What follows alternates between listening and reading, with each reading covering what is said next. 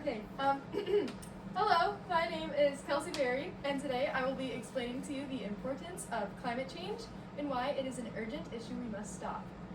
The most efficient way to put a stop to climate change is by limiting the amount of greenhouse gases that are produced. This can be achieved through limited carbon dioxide emissions into the environment. As of March 31st, 2025, the climate clock, which tracks the time remaining to limit global warming to 34.7 degrees Fahrenheit, estimates that we have less than 5 years to take action. Exceeding past this threshold could lead to catastrophic weather events, sea level rise, and irreversible ecosystem damage. I, just like you, live on this planet and rely on it for life, so why would we continue to damage it when it provides us with everything that we need? The question I pose today is, how can we work towards building a better system to protect the environment while giving us the best quality of life, and how can we implement them into our everyday activities? Through extensive research, I have found methods that need to be implemented into your daily life to stop this rapid increase of climate change. While the effects of climate change may seem like a problem for the future, people all over the world are struggling with everyday life due to the insecurities caused by climate change. Sooner or later, those unlucky people who you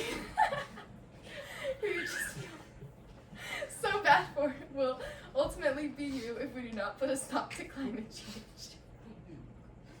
In order to slow down climate change, we must limit the amount of carbon dioxide released into the environment.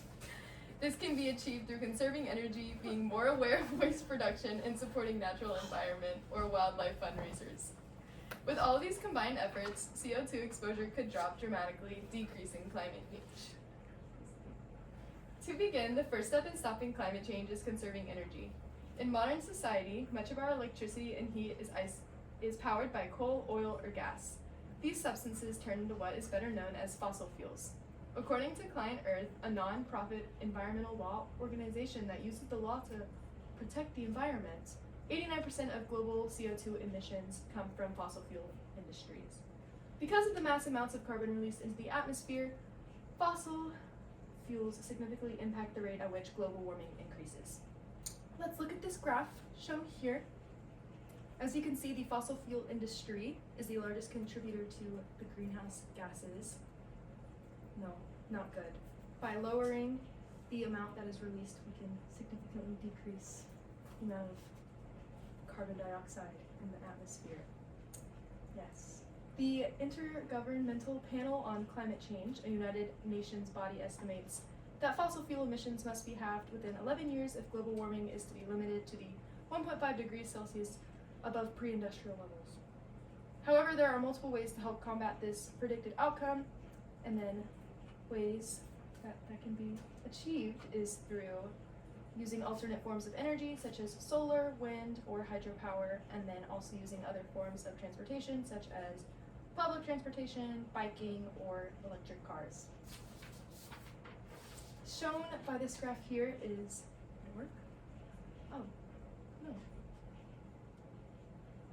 there we go, is the expected outcomes for global warming if fossil fuel emissions stop.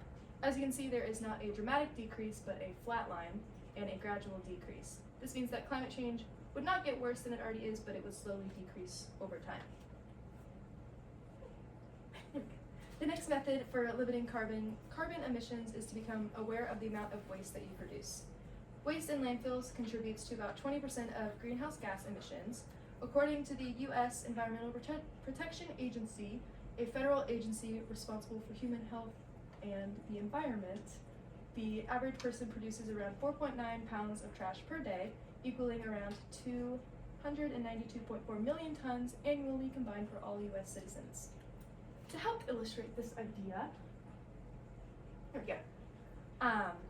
The average person, here's a diagram showing the states that produce the most amount of landfill gas.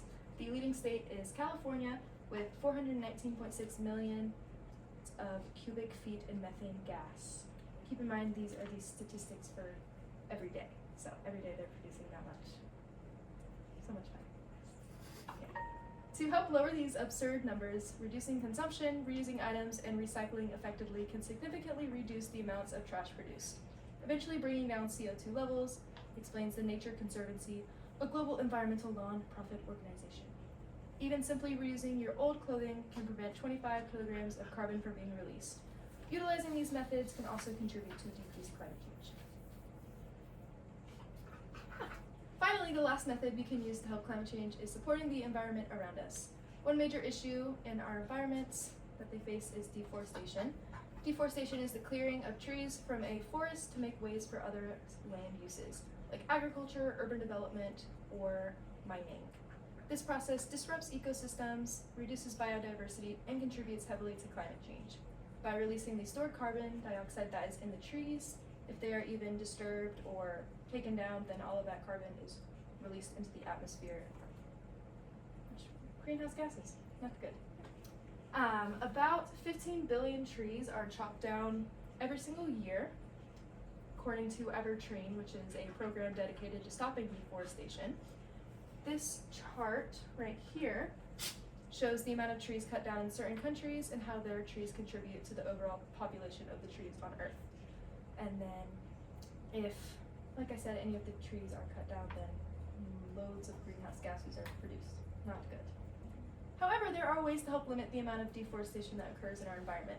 By planting trees, using recycled products, supporting fundraisers, and limiting consumption, the rate at which deforestation occurs can be slowed down. Explains the rainforest connections. By stopping deforestation, climate change can be mitigated, biodiversity can be preserved, and ecosystems can thrive. As you have learned, there are many ways to reduce the rate at which climate change is occurring. By conserving energy, limiting waste, and helping to preserve our environment, carbon dioxide emissions can be brought down, ultimately decreasing climate change. All in all, climate change is a very real problem with very real consequences that inevitably affect all of us. While these efforts would not be immediately noticeable, it is important to understand that change takes time, especially one that requires a large amount of contribution. That is why I'm urging you to start making a difference in the environment around you. By choosing to alter small habits in your everyday life, you can make a huge difference for the rest of the world and generations to come.